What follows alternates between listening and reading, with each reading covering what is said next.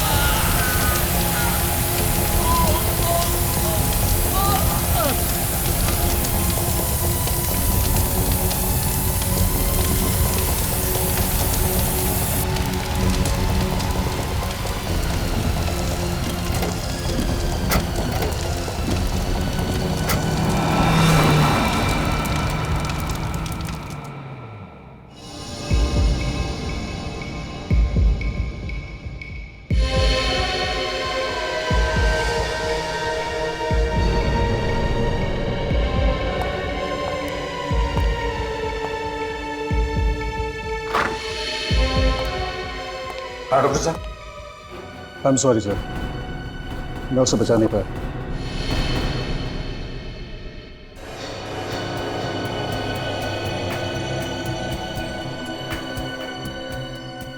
लेकिन डॉक्टर साहब, जब हम इसे यहाँ लेकर आए थे तब तो ये जिंदा था ना? नहीं सर, इसकी मौत पहले ही हो चुकी थी। हार्ट ने काम करना बंद कर दिया था। शरीर गर्म था, इसलिए हमने कोशिश की शायद बच जाए। सर, हो सकता है बिजली कड़कने की वजह से हार्ट अटैक वगैरह आ गया। नहीं सर, एक्चुअली इसकी मौत की वजह कुछ और है। क्या? इसकी मौत की वजह कुछ और है? जी सर। क्या क्या वजह हो सकती है? अब ये तो ठीक है, कोई बात नहीं। अभिजीत, बॉडी को फोरेंसिक लैब लेकर चलते हैं। डॉक्टर साळुंखे ये बताएगा क्या हुआ है।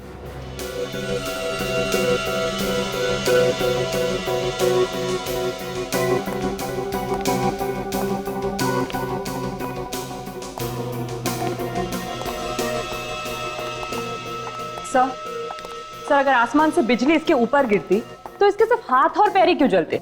इसका तो पूरा का पूरा शरीर जल जाना चाहिए था ना। बिल्कुल तारिका, बड़े बड़े पेड़, बड़ी बड़ी बिल्डिंगें जल जाती हैं। इस आदमी का तो नामो निशान मिट जाना चाहिए था। साळुंखे, बिजली हमारी आंखों के सामने सामने गिरी, इस पर जलकर ये बेचारा बेहोश हो गया था। नहीं बॉस, अगर आसमान से गिरी हुई बिजली का करंट इसे लगता तो आप लोग इसकी लाश लेकर के नहीं आते, इसकी राख लेकर के आते। ऐश। मगर साळुंखे, बिजली का झटका तो लगा है इसे। हाँ, करंट तो लगा है। ये कौन सी वाली बिजली है सर? ये किसकी आवाज? सर मैं बोला। इनकी तारीख? सर सॉरी सर, मुझे पहले बता देना चाहिए था। ये निखिल है, इंस्पेक्टर निखिल, सीआईडी में नया है। ओ, नया इंस्पेक्टर है। तो ये लैब में पहले ही दिन इसके चेहरे पर मुस्कुराहट क्यों, और वो भी एसीपी प्रद्युमन के सामने? तुम्हें मालूम है एसीपी प्रद्युमन के सामने अगर हंसना हो तो दीवार की तरफ मुंह करके सिर्फ 2 सेकंड के लिए हंस सकते हो, सिर्फ। अरे सीख जाएगा सर, उनके साहब सीख जाएगा। क्या भाई, तुम्हें मालूम नहीं था? नहीं सर, सॉरी सर। क्या सॉरी सर, साळुंखे साहब के सामने हमारी नाक कटा दिया। सर मैं तो बस एक बच्चे, जब 2 सीनियर बात कर रहे हो ना तो बीच में अपनी चोंच नहीं डालनी चाहिए। अरे बच्चा है सर, माफ कर दो। जल्दी से माफी मांग लेना, वरना साळुंखे साहब ये केस छोड़ के भाग जाएंगे। मैं जब जब यहाँ पे आता हूँ मुंह को ताला लगा के आता हूँ। ओह अच्छा, तुम कब से सुधर गए रेडी?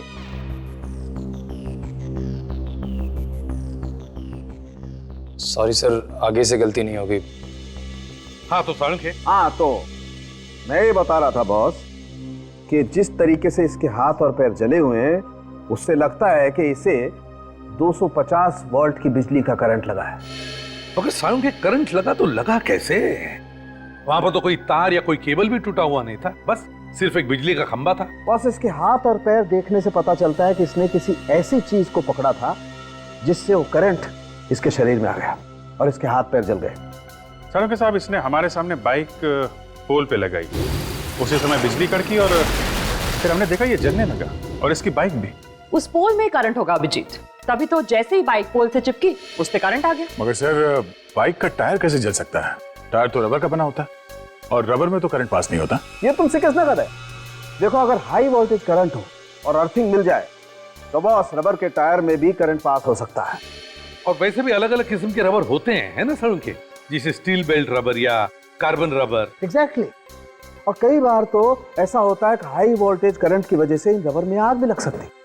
और देखो, टायर में तो स्टील के वायर भी होते हैं, तो हो सकता है स्टील के वायर के थ्रू करंट पास हो गया। अभी ये एक बार फिर से उस बिजली के खंबे के पास जाकर के छानबीन करनी होगी। इलेक्ट्रिक सप्लाई डिपार्टमेंट के लोगों को भी वहां बुला लो।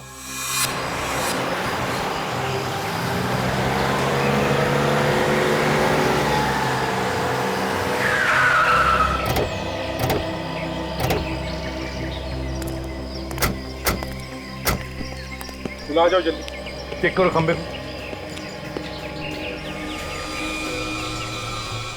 सर, पोल में करंट आ रहा है। जरा बाइक चेक करो। सर, बाइक में भी करंट आ रहा है। पर गगन ने जैसे ही बाइक पोल पे लगाई होगी, करंट बाइक पे आ गया, और उसके बाद जगन को करंट लग गया। जरा जंक्शन बॉक्स खोल कर देखो।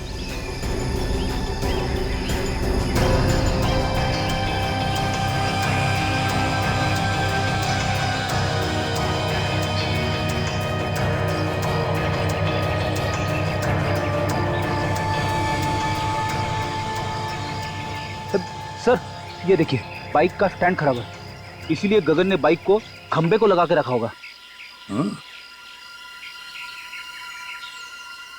सर, ये देखिए, ये वायर कटे हुए हैं और पोल से जुड़े हुए हैं सर।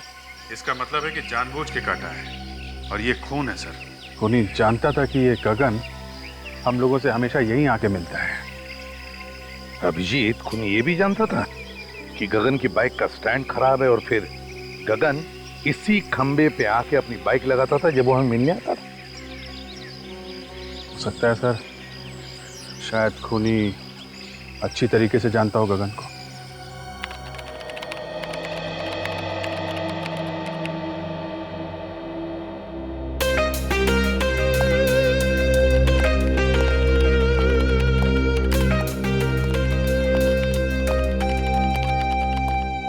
Hello sir.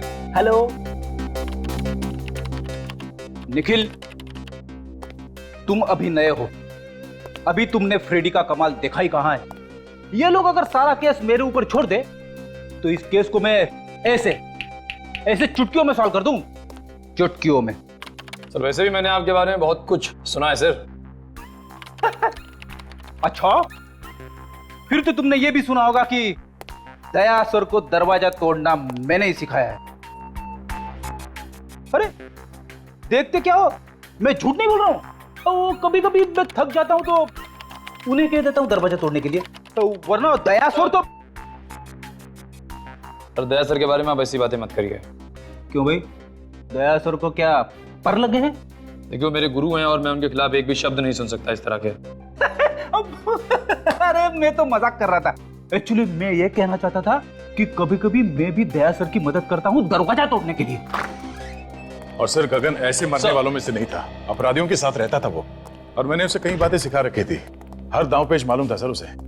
कोई ना कोई उसके पीछे पड़ा हुआ था सर काफी दिनों से। आदया, और वो जो भी कोई है वो जानता था कि गगन हमको क्या बताने वाला है। सर, कैसे भी करके ये पता लगाना चाहिए कि वो बात क्या थी। हो सकता है कोई बड़ी घटना के बारे में हो। हाँ सर, वैसे तो मुझसे 3-4 दिन बाद मिलने वाला था, मगर उसने फोन करके बुला लिया मुझे। कोई तो बड़ी बात थी सर। गगन का रिकॉर्ड है ना हमारे पास? हाँ सर। बस तो देखो किन किन लोगों को जानता था, उन्हीं से हमें पता चलेगा। सर, उसके परिवार वालों से भी पूछताछ करते हैं। हाँ भैया, परिवार वालों से भी पूछताछ करो, उसके फोन रिकॉर्ड चेक करो, देखो वो किस किस से बात करता था, किस किस से मिलता था। जैसे भी हो, हमें पता लगाना ही चाहिए कि यह किसका काम है।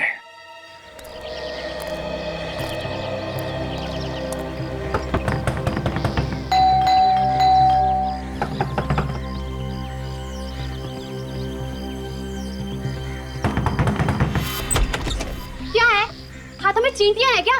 काय को बार-बार दरवाजा खटखटा रहे हो? गगन यहीं पे रहता है ना? हाँ, यही रहता है, लेकिन घर पर नहीं है वो। खाली पीली नींद खराब कर देते हैं। कितनी बार समझाया उसे कि कस्टमर घर पे मत बुलाया कर, मत बुलाया कर। देखिए, हम लोग कस्टमर नहीं है, हम लोग सीआईडी से। सीआईडी? साहब आइए ना, आइए साहब।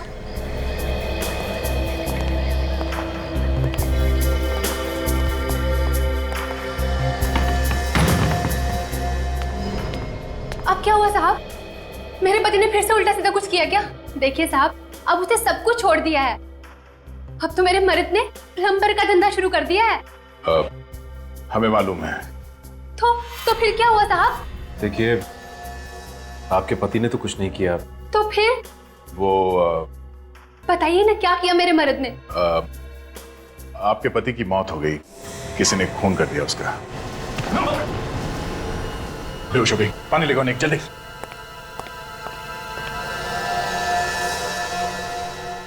सदमा बर्दाश्त नहीं कर पाई बेचारी।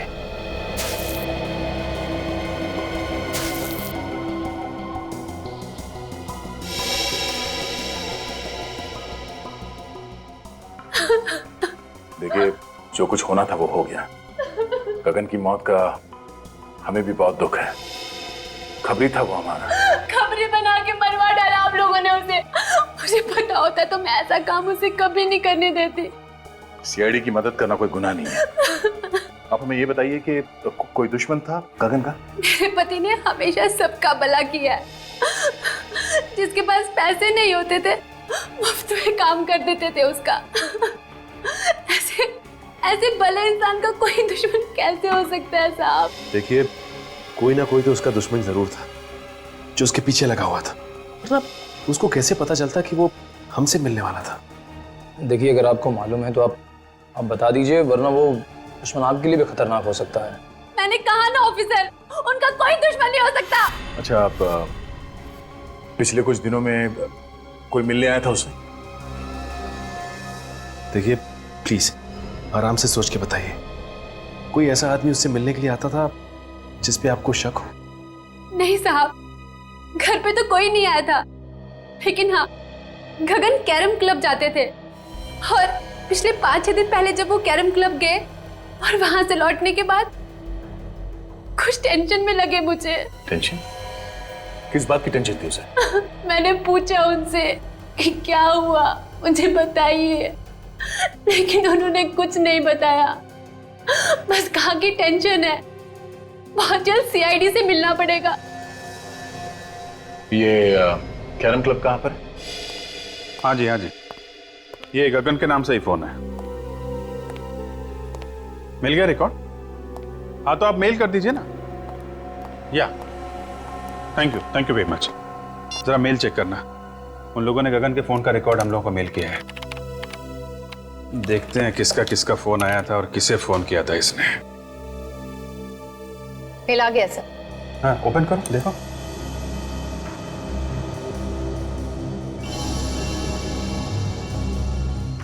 ये नंबर तो, ये देखा, कई बार फोन आया इस नंबर से। हाँ सर, 20 बार आया है। 20 बार? हाँ दया, क्या खबर? क्या बोला गगन की बीवी ने? अच्छा, 6 दिन पहले कैरम क्लब से आया तो टेंशन में था। ओके, हाँ, फोन रिकॉर्ड चेक कर लेता हूँ। नहीं, वो मंगा लिया मैंने। या ओके ओके। 6 दिन पहले ऐसे फोन आया था, उसके बाद से काफी टेंशन में था। 6 दिन पहले किसका फोन आया था? ये तो वही नंबर है जहां से 20 बार फोन आया था। जरा पता करो किसका नंबर है ये।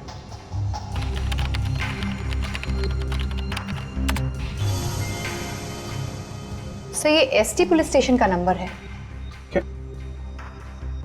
एसटी पुलिस स्टेशन का?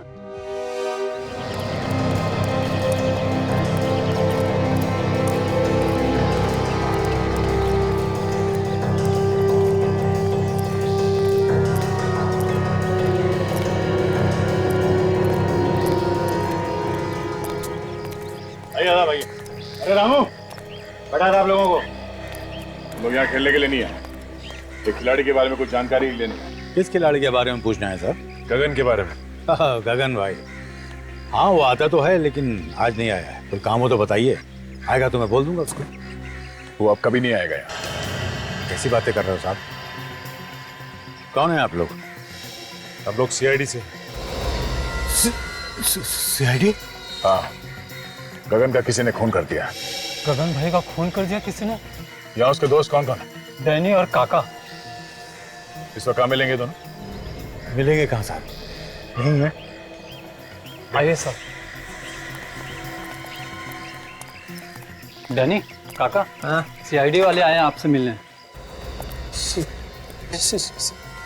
सीआईडी हमसे मिलने क्यों आई है? हाँ, हमने क्या किया?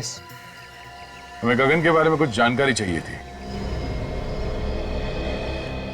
सर से जो पूछ रहे हैं साहब उसी से पूछो ना।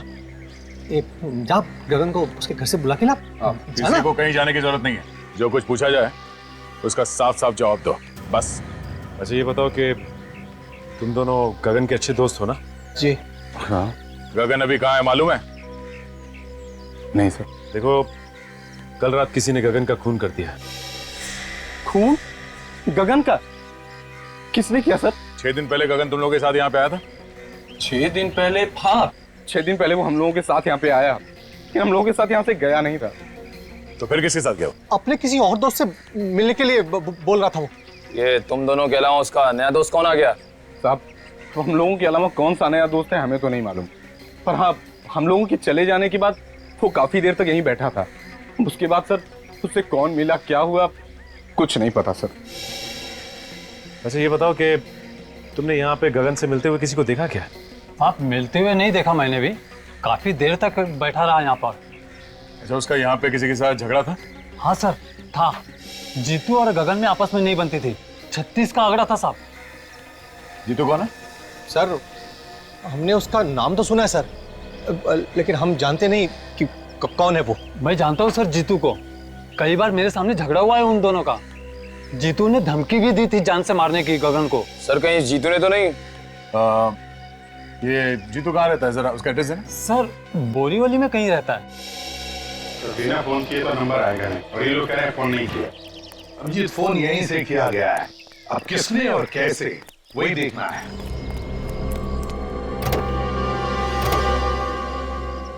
सर, हाँ सर, लगता है पता चल गया कि फोन कहाँ से किया गया है। अच्छा, कहाँ से? वो देखिए सर, ये जंक्शन बॉक्स पुलिस स्टेशन के बिल्कुल पास में है। हो सकता है यहाँ से कुछ छेड़छाड़ की गई हो। हाँ जी, काम करो, टेलीफोन वालों को बुलाओ, पता चलेगा किसने क्या किया है यहाँ इस जंक्शन बॉक्स से। सर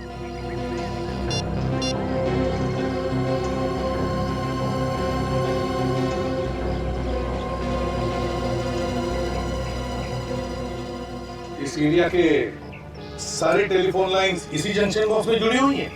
हाँ सर। जरा पुलिस स्टेशन की लाइन चेक करो, देखो किसने कुछ छेड़छाड़ किया है क्या।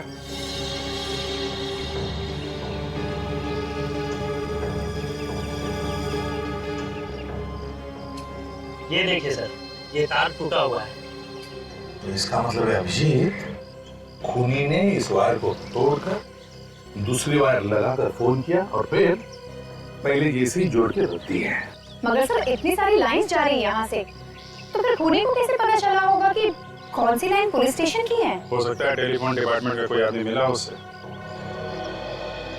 नहीं सर, आप हमारे ऊपर ऐसा इल्जाम नहीं लगा सकते। तो फिर ये कैसे हुआ? ध्यान कैसे नहीं गया तुम्हारा? ताला टूटा हुआ है, वायर कटी हुई है। सर हम लोग महीने में एक बार चेक करने के लिए यहाँ पे आते हैं। पिछले महीने आए थे तो सब कुछ ठीक था सर। तुम लोगों के अलावा कोई और आता है ये चेक करने के लिए? नहीं सर, ये एरिया हम दोनों ही देखते हैं। अभिषेक, एक बात समझ में नहीं आ रही है, खूनी ने यहीं से फोन क्यों किया? शहर में इतने सारे पीसीओस है, जंक्शन बॉक्सेस है, यहीं से क्यों? सर हो सकता है खूनी इसी एरिया का हो, आसपास का रहने वाला। इस एरिया में तो जीतू भी रहता है जो गगन को जानता है, कहीं उसी ने तो फोन नहीं किया? काजल, ये जीतू गगन को सिर्फ जानता नहीं है, बल्कि उसने उसे जान से मारने की धमकी भी दी है। जान से मारने की। जीतू से मिलना पड़ेगा अभिजीत।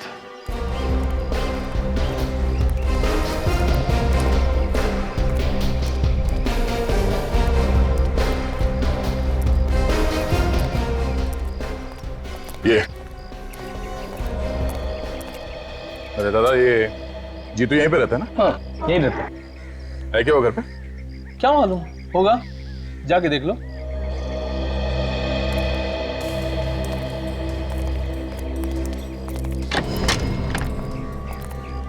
जीतू। हाँ, क्या हुआ? बस तुझसे मिलने चले आए। आप लोग हैं कौन? तेरे दूर के रिश्तेदार हैं, तुझे साथ ले जाने आए हैं। अरे भाई साफ साफ बताओ, कौन हो तुम लोग? सीआईडी। सीआईडी? हाँ। गगन का खून क्यों किया तुमने? क्या गगन का खून हो गया? अब ये एक्टिंग वैक्टिंग खत्म हो गई हो तो आगे बढ़े। हाँ, क्यों मारा गगन को? सर मैं गगन को क्यों मारूंगा?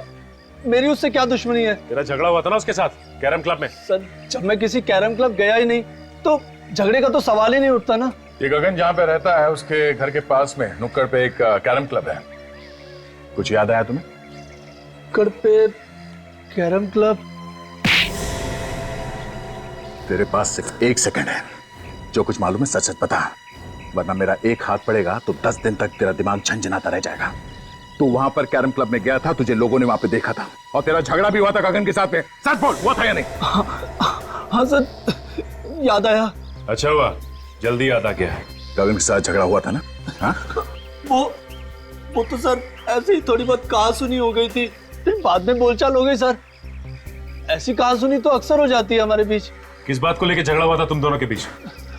वो सर, पहले मैं गगन के पड़ोस में रहता था, तो इलेक्ट्रिसिटी के बिल को लेकर थोड़ी सी कहा सुनी हो गई थी। सर छोटे मोटे इलेक्ट्रिसिटी बिल के लिए कोई किसी को मार सकता है क्या? नहीं। पर इसने तो गगन का खून कर दिया। नहीं सर, मैंने गगन को नहीं मारा सर, मैं सच कह रहा हूँ सर। अगर कोई ये कह दे कि मैंने गगन का खून किया है तो सर आप जो मर्जी सजा दीजिएगा सर। सचिन! सर अब ठीक है ना? किसने गोली मारी? गोली लगी तुम्हें? सर वो रहा सर।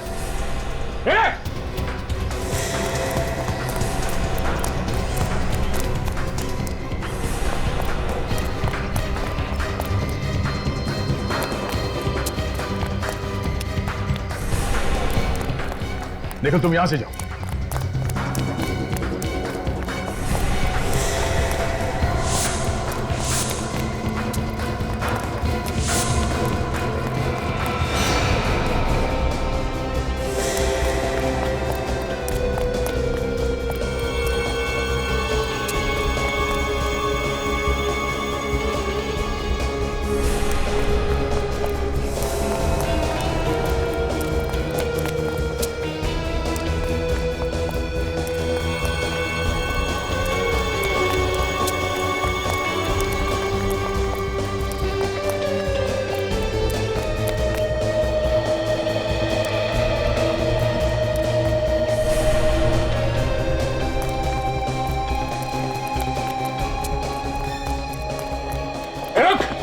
रुक जा!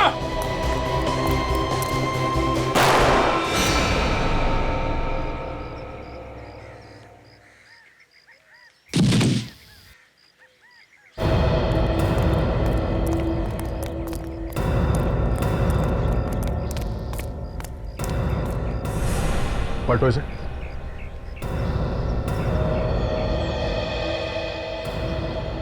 सर इसके तो सीने में गोली लगी।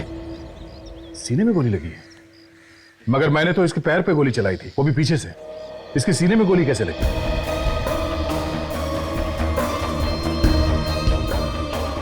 हाँ सर, अगर पीछे से गोली लगी होती तो इसकी पीठ में कहीं कोई निशान होता, लेकिन पीठ में कोई भी निशान नहीं। सचिन, किसी ने सामने से गोली चलाई है। देखो आसपास कोई छुप के बैठा है क्या? जल्दी।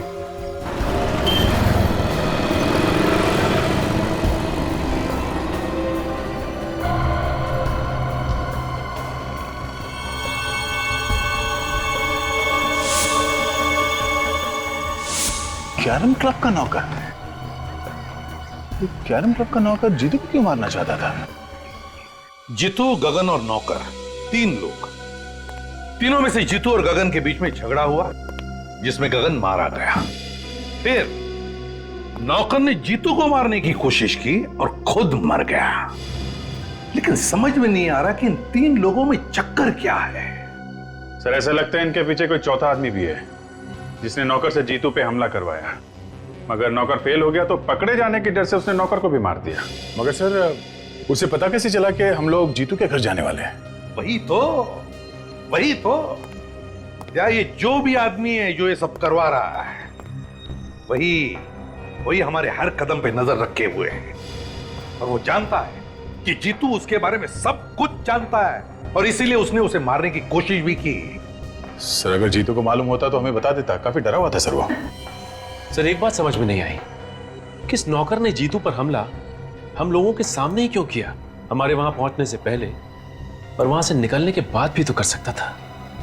ये भी तो हो सकता है कि उस नौकर को तुम लोगों को मारने के लिए भेजा होगा। सर अगर हम लोगों को मारने के लिए भेजा था तो दोबारा हमला करने से पहले 10 बार सोचेगा। लेकिन अगर जीतू को मारने के लिए भेजा था तो दोबारा हमला कर सकता है। सर गगन को खूनी ने फोन किया था पुलिस स्टेशन के जंक्शन बॉक्स से, ताकि शक जीतू पे जाए।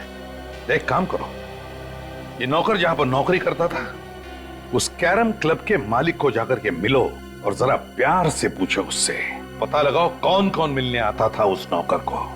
Yes sir.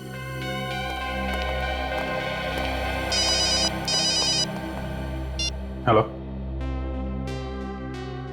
क्या? कहां पे? ठीक है हम लोग आते हैं। क्या हुआ अभिजीत? सर ढलान रोड पे एक लाश पड़ी हुई है। लाश? जब तुम्हारा नौकर तुम्हारी आंखों के सामने इतनी गड़बड़ कर रहा था तो तुम्हें भी कुछ मालूम होगा ना? हाँ? मिला हुआ है नौकर के साथ में तू भी? धंधे की कसम साहब, वाकई मुझे उसकी करतूतों के बारे में कुछ नहीं मालूम था। जब तुम्हारा नौकर यहाँ पे 24 घंटे पड़े रहता था तो मालूम कैसे नहीं? नहीं साहब, 24 घंटे तो नहीं रहता था, कभी कभी बाहर घूमने फिरने भी तो जाता था। उससे मिलने के लिए कौन कौन आता था यहाँ पे? साहब मिलने तो बहुत से लोग आते थे, लेकिन ज्यादातर गुंडे टाइप के लोग होते थे। ओह, तो गलत कामों में पड़ा हुआ था, इसीलिए उसका खून हो गया। कल कोई आया था उससे मिलने के लिए यहाँ पे? सब मिलने तो कोई नहीं आया था। हाँ एक फोन जरूर आया था साहब, मैंने उसे बात करते हुए सुना था। क्या बात कर रहा था वो फोन पे? साहब वो किसी मुर्दा घर के बारे में बात कर रहा था। मुर्दा घर के बारे में बात कर रहा था? एक कैरम क्लब में काम करने वाला आदमी मुर्दा घर के बारे में क्यों बात करेगा? और क्या सुना तुमने? सब सुना तो मैंने कुछ नहीं। उसके बाद वो फौरन मेरे पास आया और कहने लगा कि उसके किसी रिश्तेदार का एक्सीडेंट हो गया, उसे अभी का अभी जाना है। कितने बजे थे उस वक्त? साहब करीब दोपहर के 2 बजे की। दोपहर के 2 बजे? यहाँ आसपास के एरिया में जितने मुर्दा घर हैं उन सब में जाके इस नौकर का फोटो दिखा दिखा के पूछते हैं, कोई ना कोई सुराग जरूर मिलेगा। चलो।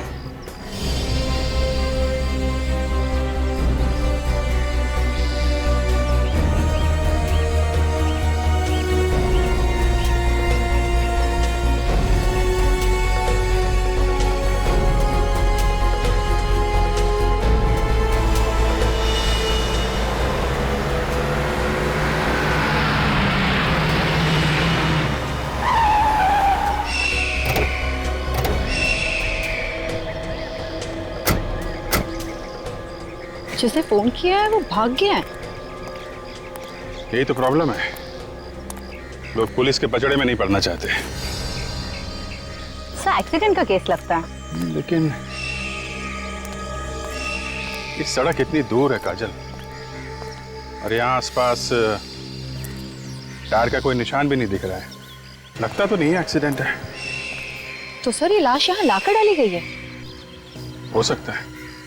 बॉडी को अच्छी तरीके से चेक करते हैं, देखते हैं मौत की वजह क्या है।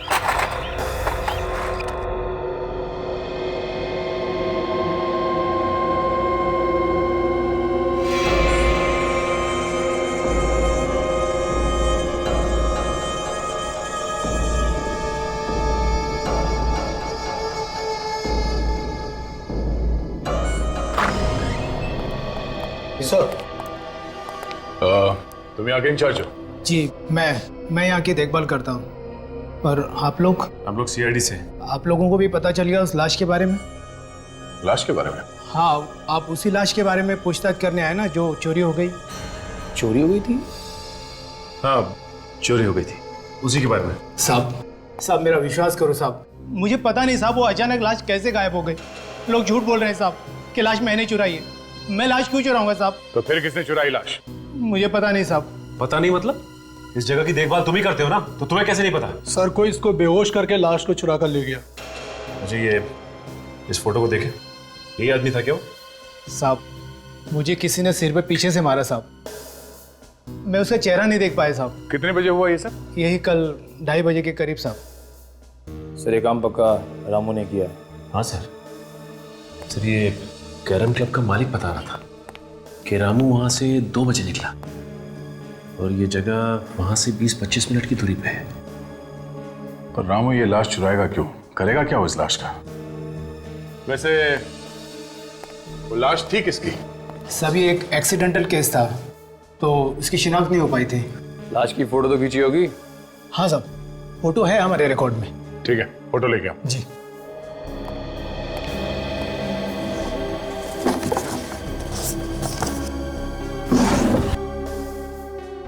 सभी है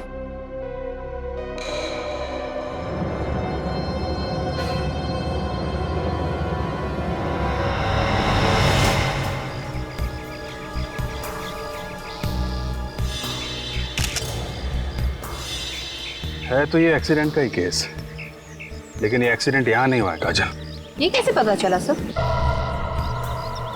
एक तो ये लाश काफी दिन पुरानी है, दूसरा अगर एक्सीडेंट यहाँ पे हुआ होता तो यहाँ जमीन पे भी आसपास खून पड़ा होता, लेकिन जमीन पे कहीं भी खून नहीं है। खून सिर्फ इस बॉडी के ऊपर है और इसके चेहरे पे, और कहीं भी खून नहीं। ये क्या है?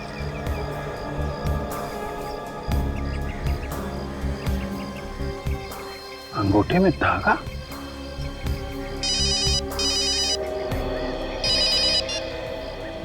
हाँ सचिन बोलो।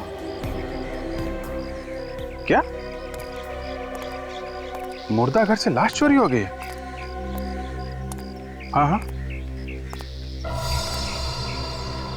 एक मिनट जरा ये लाश का हुलिया बताना।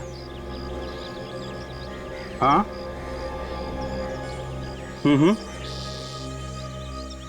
यार, जैसा हुलिया तुम बता रहे हो वैसी लाश हमारे सामने पड़ी हुई है और इसके पैर पे धागा बंधा हुआ है, वो जो मुर्दा घर में बांधते हैं ना पैर पे नंबरिंग के लिए, वैसा ही। हाँ, एक्सीडेंट की लाश है। ओह, ऐसा लगता है ये किसी की चाल है। लाश यहाँ पे लाके डाल दी और हम लोगों को फोन करके बुला लिया।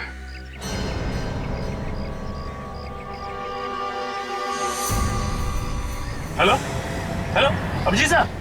हे, मोबाइल।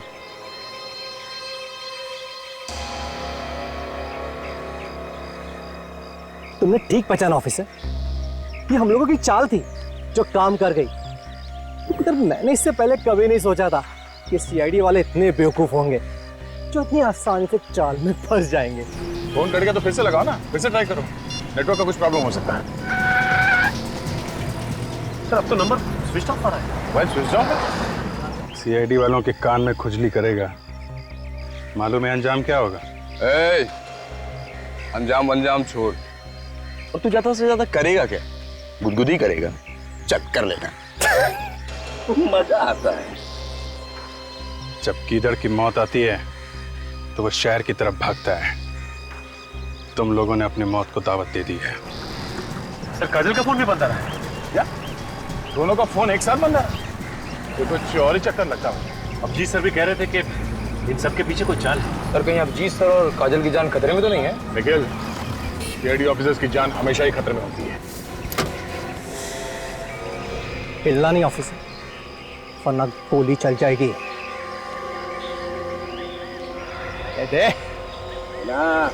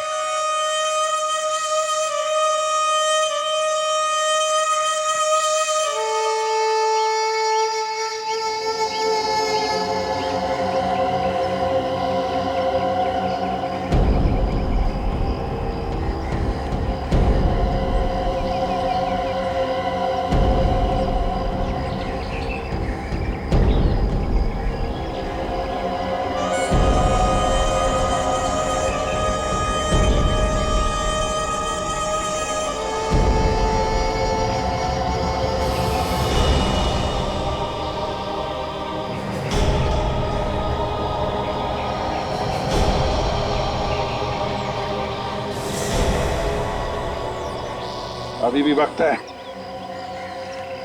चुपचाप अपने आप को हमारे हवाले कर दो। बंद करो ये सब नाटक, समझे? तेरे मरने का टाइम आ गया, लेकिन तेरा भाषण देना अभी तक बंद नहीं हुआ ना। ऊपर जब ऊपर जाएगा ना तू, तो तुझे बहुत सारे चोर लुटेरे मिलेंगे, उन्हें ही बैठकर सुनाते रहना अपनी ये कहानियां। हमें मारना क्यों चाहते हो? क्योंकि जब तुम दोनों को तड़प तड़प कर मरता हुआ देखूंगा, तुम्हारे अंदर जो बदले की आग है ना, वो शांत होगी। बदला? कैसा बदला? हाँ, तुम लोगों ने मेरे भाई को फांसी के तख्ते पे चढ़ा दिया और हम कुछ भी नहीं कर सके। कौन कौन था तुम्हारा भाई? जग्या। जग्या? जग्या तुम्हारा भाई था? हाँ, वही जग्या जिसका नाम सुनकर तुम्हारे पैर कांपने लगते हैं। न जाने कितने लोगों के घर उजाड़े हैं उसने, न जाने कितने बच्चों को अनाथ किया है। उसे फांसी नहीं होती तो क्या होती? फांसी से बढ़कर अगर कोई सजा होगी ना, वो मिलनी चाहिए थी उसे। दूंगा, उससे भी बड़ी सजा दूंगा। हाँ। ये जब चील कौए तुम दोनों को नोच नोच कर खाएंगे ना, तुम दोनों को ऐसी मौत मारूंगा कि आने वाले कई साल तक सीआईडी वाले इस बात को चाह कर भी भूल नहीं पाएंगे। इस गड्ढे में पड़े चिल्लाते रहना और अपनी मौत को आते देखते रहना। हिम्मत से काम ना कर। सीआईडी ऑफिसर की जिंदगी में कदम कदम पे मौत है। मौत से क्या घबराना। हम लोग जब सुबह घर से निकलते हैं तो मालूम थोड़ी होता है कि घर वापस लौटेंगे कि नहीं। हिम्मत से काम लो। काट रस्सी।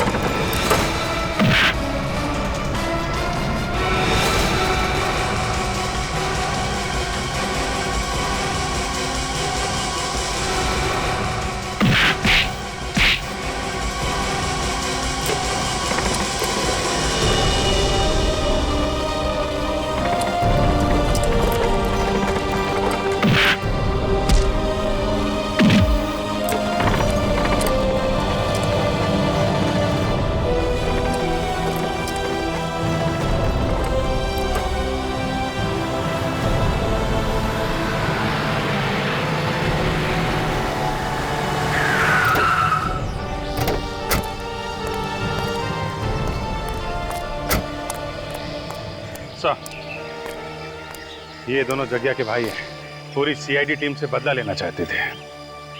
सीआईडी वालों से बदला? कभी सपने में भी मत सोचना, समझे? हम जेल में बैठकर बदला लेना अपने भाई की मौत का। तुम दोनों को तो फांसी होगी, फांसी।